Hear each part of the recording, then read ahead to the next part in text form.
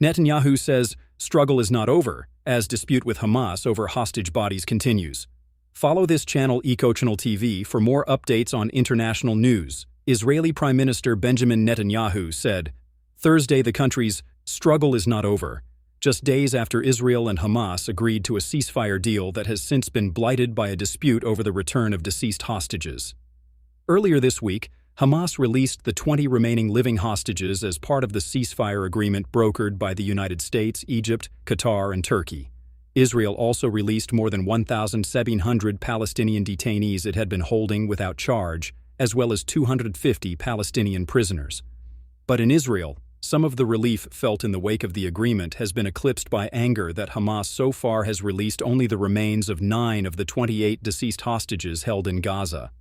In an address Thursday to commemorate fallen Israeli soldiers and mark the anniversary, under the Hebrew calendar, of Hamas's October 7, 2023, attack, Netanyahu vowed that Israel will achieve all the goals of this war.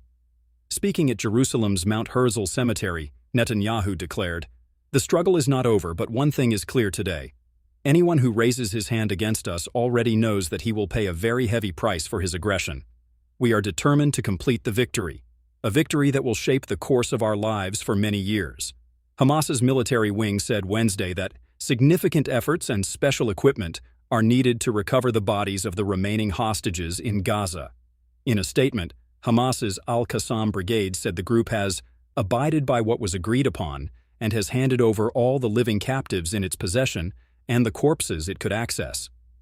But Israel believes that Hamas knows the locations of some of the deceased hostages it claims are missing, according to 2 Israeli sources familiar with the matter.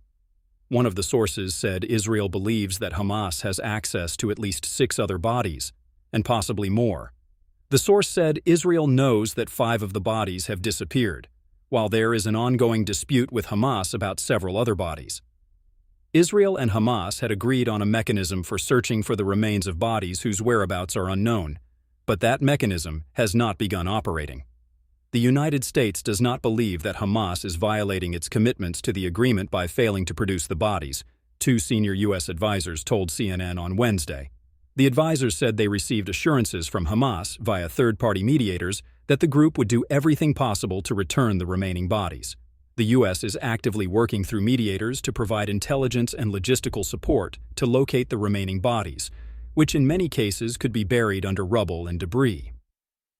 Large swaths of Gaza have been flattened by Israeli bombardment, and roughly 92% of housing in Gaza has been destroyed or damaged, according to the latest United Nations figures released Thursday.